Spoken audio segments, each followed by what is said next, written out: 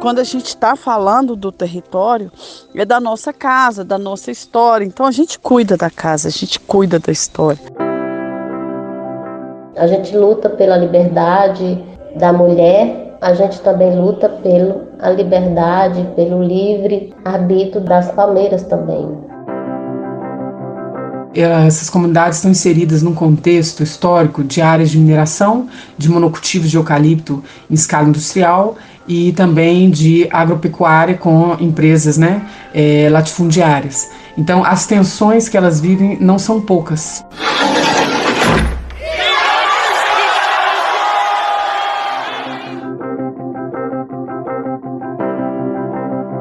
Começa agora a série Território Vivo, o combate às mudanças climáticas no Cerrado. Uma parceria do Guilhotina, o podcast do Le Monde Diplomatique Brasil, com a Coordenadoria Ecumênica de Serviço, a SESI. Eu sou Bianca Pio e estou aqui com Luiz Brasilino. Opa, oi gente, tudo bem? Neste especial, vamos abordar o combate às mudanças climáticas sob a perspectiva dos direitos territoriais dos povos e comunidades tradicionais do Cerrado. Serão 4 episódios quinzenais que vão mostrar como os modos de vida de diferentes comunidades contribuem para a regulação do clima e conservação do bioma, sobretudo em territórios pressionados pela fronteira agrícola como Mato Piba, uma região formada por áreas majoritariamente de cerrado nos estados do Maranhão, Tocantins, Piauí e Bahia. Sou Maria de Fátima Alves, mais conhecida por Tatinha. Sou apanhadora de flores sempre vivas. Atualmente moro em Diamantina, em Minas Gerais. Estou aqui localizada na porção meridional da Serra do Espinhaço. Desde muito cedo comecei a ir a campos de flores. Nasci e me criei nos Campos São Domingo, em cima da serra. E aí tem algumas questões a partir dessa relação com o Cerrado que é importante destacar. Então, assim, o que a gente entende é que é uma relação de cuidado recíproco. Então, assim, a natureza, o Cerrado, eles nos dão alimento, nos dá água, nos dá saúde e ao mesmo tempo, e nos dá beleza e ao mesmo tempo nós cuidamos dele e preservamos da forma que nos foi ensinado. Então, assim, esse cuidado, ele é muito importante. E o tempo de se fazer as coisas, então assim, o tempo de se plantar, o tempo de se fazer o manejo das flores. É lógico que isso é regido pelo ano, mas é a natureza que determina. Então assim, é um respeito mútuo. Eu acho que isso é muito importante, um cuidado muito grande.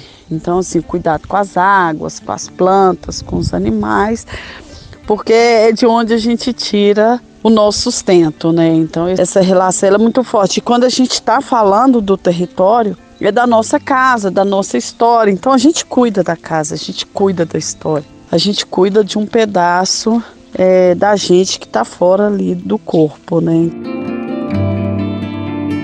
Essa relação descrita por Tatinha vai na contramão da financiarização da natureza, que é vendida como uma falsa solução para combater as mudanças climáticas. O modo de vida das comunidades apanhadoras de flores sempre vivas é um exemplo de equilíbrio do clima, mesmo que elas não utilizem esse conceito. As comunidades são formadas por remanescentes de quilombos, caboclos, lavradores de terra e uma diversidade de outros grupos e têm como principal atividade a apanha de flores sempre vivas, a qual faz parte da sua identidade de povo tradicional e representa uma fonte de renda essencial, um modo de vida que é totalmente dependente do meio ambiente em que vive. O dia a dia das comunidades apanhadoras de flores, ele é muito dinâmico e assim, vai muito de cada época. Então, assim, é quem dita muito as regras de como que acontece, como que se faz as atividades, está muito relacionado ao tempo. Então, assim, na época da flor, se põe a flor, na época que começa, na época da chuva, são os quintais e roças. E aí também, e tudo isso casado também com a solta do gado. O gado é solto nos campos na época da seca e na época da chuva se desce com o gado mais próximo das casas. Então, assim, isso vai também muito da localização da comunidade. Tem comunidade que faz o processo de transhumância, que é subir a campo e passar um período em cima da serra, de 3 a 6 meses durante o ano. E aí a vida segue o rumo lá em cima da serra. Então, assim, o que se faz aqui no pé da serra, se faz também em cima da serra. Então, assim, geralmente é levantar cedo e ir a campo, cuidar dos quintais, lidar com gado, cuidar da família, cuidar da casa. Então, assim, são várias as atividades, e aí quem determina muito é o tempo. O período do início do ano são as flores sempre vivas, e mais no meio do ano, no final do ano, se tem os botões, que é agosto, setembro, e no final do ano até início do outro ano começa, que aí vem a época da chuva, são os quintais e os roçados. E aí a roça de toco, com pousio. E aí nesses intervalos aí tem os festejos, as crenças, os casamentos. Então, assim, é uma diversidade muito grande que rege aí a vida das comunidades. As apanhadoras de flores e as quebradeiras de coco representam 2 modos de vida com forte protagonismo das mulheres. Esses modos juntam, por um lado, geração de renda e práticas socioprodutivas para autoconsumo, e de outro, saberes tradicionais, em geral manejados por mulheres e que são transmitidos de geração em geração. Então, o trabalho das quebradeiras é um trabalho a luta, né? Lutando no dia a dia, pelo babaçu, pela sua renda. Então, as quebradeiras de coco amanhece o dia e vai para o seu trabalho, né, que é a quebra do coco. Antes de tudo isso, as quebradeiras de coco têm as suas tarefas também, que precisa fazer em casa, né, que é deixar a criança na escola, né, que é buscar a criança na escola, mas elas conseguem consorciar tudo isso e fazer a quebra do coco, né. E hoje elas tiram sustento, né, do babaçu. Antes a gente só quebrava o coco, mas hoje a gente já tem outros produtos do babaçu que a gente faz, que é o azeite do coco babaçu, é o óleo do coco babaçu, é o mesocarpo do coco babaçu. A gente também faz bolo, né, faz biscoito. Então, são várias coisas que hoje a gente consegue fazer do babaçu e que é um trabalho que vem aí aumentando a sua renda das quebradeiras de coco, para sustentabilidade, para que as mulheres possam criar seus filhos com mais tranquilidade. Então, hoje, e o impacto é isso, né? É ter mais sustentabilidade, é ter garantia de renda no seu dia a dia, na sua vida, é ter vida digna, né? Porque antes a gente só tinha um produto que vendia do coco, babaçu, que era amêndoa, mas hoje a gente tem vários produtos que a gente faz que a gente consegue ter essa renda, mas é isso, né? Acabamos de ouvir Helena Gomes, do Movimento Interestadual das Quebradeiras de Coco Babaçu. As quebradeiras somam mais de 300 mil mulheres trabalhadoras rurais que vivem em função de uma das mais importantes palmeiras brasileiras, o babaçu, e estão espalhadas pelos estados do Maranhão, Piauí, Tocantins e Pará.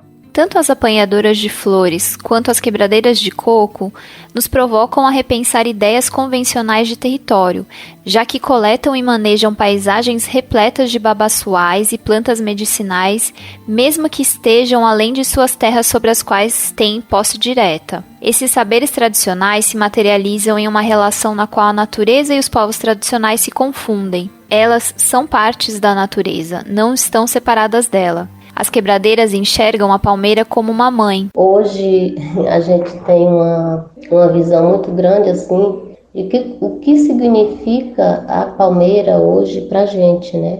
A semelhança da palmeira com a mulher. Então isso trouxe assim um nome para a gente, um significativo muito grande, um sentimento muito grande da relação da palmeira com a mulher, porque A mulher, para dar um filho, ela passa 9 meses. E a palmeira também, para dar o fruto, né, pronto para a gente quebrar, ela precisa de 9 meses. Então a gente sente um sentimento, né, da palmeira também ser uma mulher, né, que bota um fruto com o mesmo período que a mulher também dá à luz a uma criança. E hoje a gente chama essa palmeira de mãe palmeira, né, porque ela dá um fruto que nos sustenta, que nos alimenta. Então a gente tem esse grande sentimento e esse grande cuidado, e hoje nós, as quebradeiras, somos guardiã da floresta, somos guardiã das palmeiras. A gente tem esse carinho, esse respeito de cuidar, né, de cuidar da palmeira, como se ela fosse a nossa mãe, né? Cuidar dela como se fosse a nossa mãe. Então isso para nós é muito forte, é muito significativo de ter uma mãe palmeira dentro da floresta, né? E ver alguém mexendo com ela, ver alguém violentando ela. A gente não consegue ver isso, a gente sofre muito com isso. E também a gente sofre quando a gente vê as palmeiras cercadas, presas, né? Então, a gente luta pela liberdade da mulher, a gente também luta pela liberdade, pelo livre arbítrio das palmeiras também. Então, o que a gente luta para a mulher, a gente também luta pela palmeira, porque a palmeira, ela é uma vida, né? Ela é vida, ela dá vida, ela traz vida, e a gente tem esse cuidado, né? Essa relação muito próxima com a palmeira. E elas construíram ao longo de séculos de existência um modo de manejar e de lidar com os solos, com as águas, com as plantas e com os animais que garante a continuidade desses recursos naturais. A organização social desse grupo também busca assegurar a continuidade das comunidades, fazendo com que as famílias mantenham terras de uso comum dentro dos territórios. Todos os manejos feitos são ancorados na ancestralidade e em valores culturais desse coletivo. O que eu acho que é importante e se destacar nesse processo aí, nessas idas a campo, é que, assim, apesar de ser uma atividade, vamos dizer assim, pesada, no pensar assim, que demanda um esforço físico muito grande, tem as suas vantagens, é uma atividade que todo apanhador de flor gosta de fazer. Eu acho que esse contato com a natureza, esse cuidado que se tem com a natureza, porque ela é fundamental, essa questão de estar em contato direto com o território, que o território é tudo isso, são as flores, são os campos, são as sementes, são as águas e são as terras também. Então isso tem um significado muito importante, estar nesse contato direto. E o aprendizado, né? Assim, os melhores aprendizados que eu tenho na vida, eu aprendi com mãe nessas idas a campo. O apanhador de flor faz muito isso, são rezas, benzeções, festejos, casamentos, são nossas crenças, nossas religiões, o que fazemos, como vivemos, isso tudo faz parte do modo de vida tradicional, o cuidado com a natureza, com as plantas, com as águas. Então, assim, a gente está em cima de uma caixa d'água aqui, e se chega água na torneira, porque tem um povo ali que está cuidando, e esse povo são os apanhadores de flores. Então, assim, nós somos também guardiões aí da água, das sementes, e guardiões dessa biodiversidade.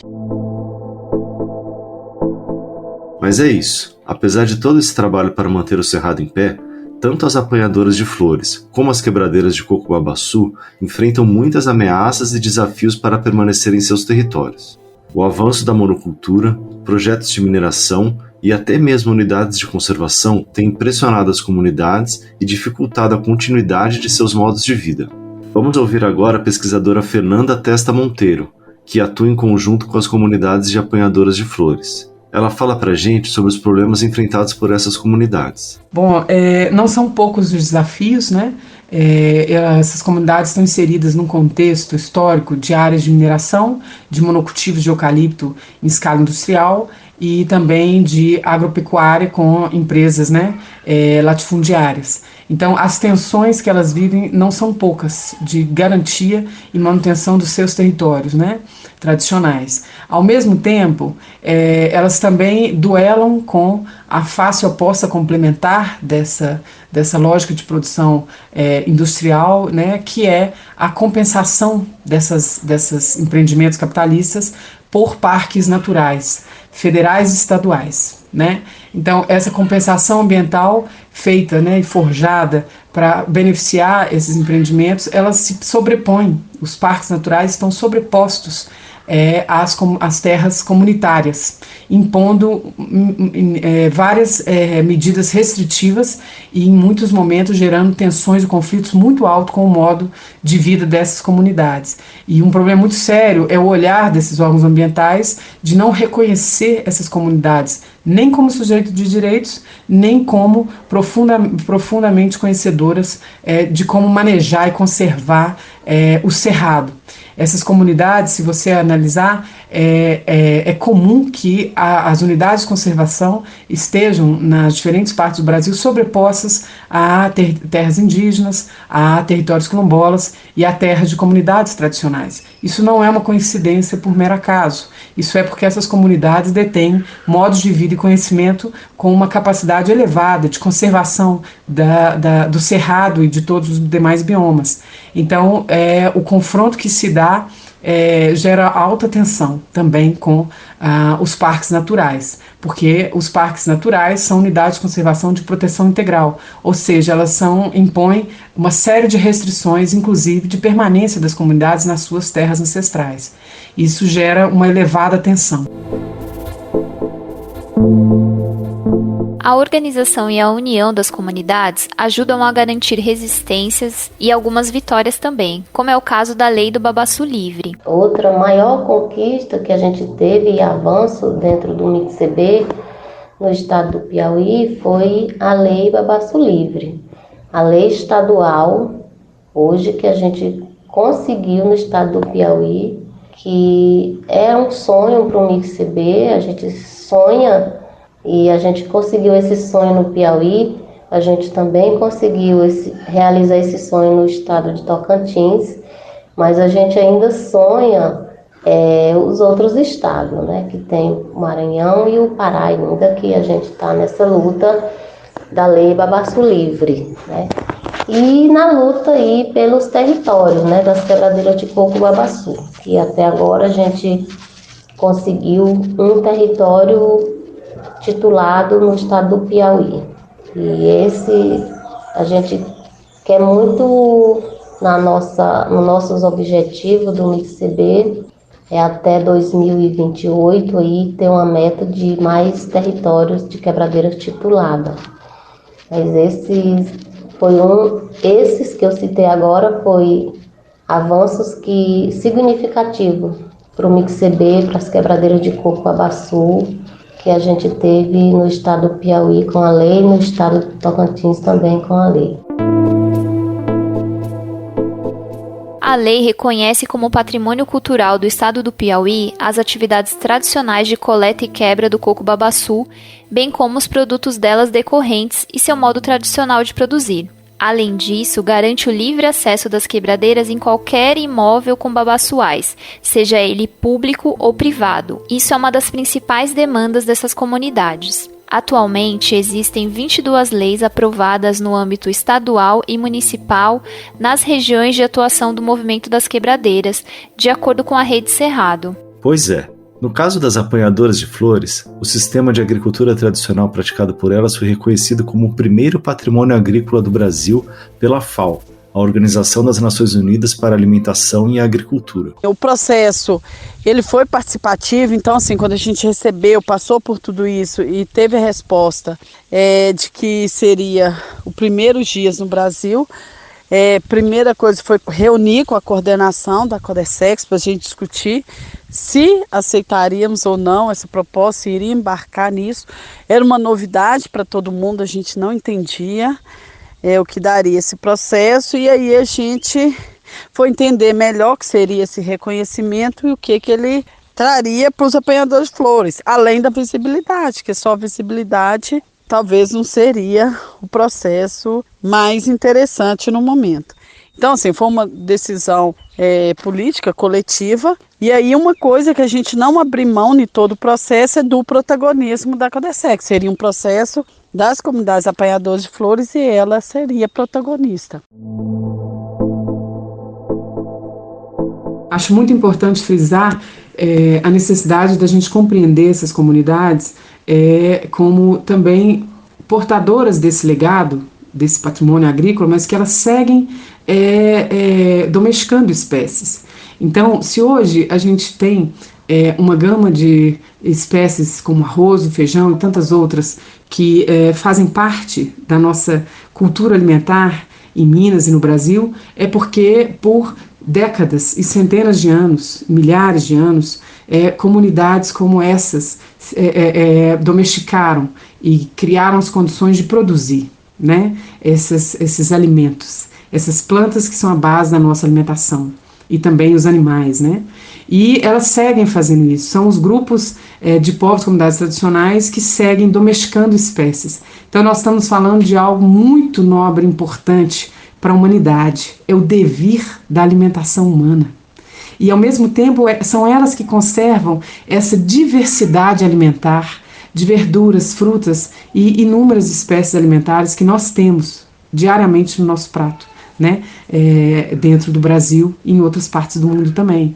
Então é de suma importância reconhecer a capacidade, a responsabilidade, a seriedade como essas comunidades cuidam do cerrado, conservam suas águas e suas matas e que ao mesmo tempo produzem alimento para a sociedade mais ampla, para nós. E que são a base, inclusive, dos detalhes da culinária de cada região, como, por exemplo, da culinária mineira, que as plantas aí produzidas e comercializadas, elas são base também da cultura alimentar mineira, né? Como em outras áreas, outras comunidades certamente estão cumprindo esse papel. Então, elas são realmente de suma importância para a conservação, não só do cerrado, mas também de um patrimônio agrícola como um legado dos ancestrais dessas comunidades e que a gente deve respeitar e fortalecer como sociedade. Ao ouvir os relatos das mulheres do Cerrado, temos exemplos do que é a sociobiodiversidade, expressa na diversidade de paisagens, de modos de vida, de alimentação, porque elas trabalham com sistemas agrícolas extremamente complexos e numa relação com a natureza mediada pelos valores do respeito, do cuidado e do pertencimento. Essas mulheres nos mostram que os modos de vida dos povos indígenas, comunidades quilombolas, comunidade de fundo e fecho de pastos e outras comunidades tradicionais do Cerrado não estão presos ao passado. São modos de vida que nos projetam para futuros alternativos. Afinal, o Cerrado é um território vivo em que o combate às mudanças climáticas depende da preservação dos modos de vida das comunidades tradicionais. A apresentação e o roteiro foram feitos por mim, Luiz Brasilino e Bianca Pio. Apoio na produção Tarsilo Santana e Olga Matos, da SESI. Consultamos materiais feitos pela Campanha Nacional em Defesa do Cerrado para a elaboração deste episódio.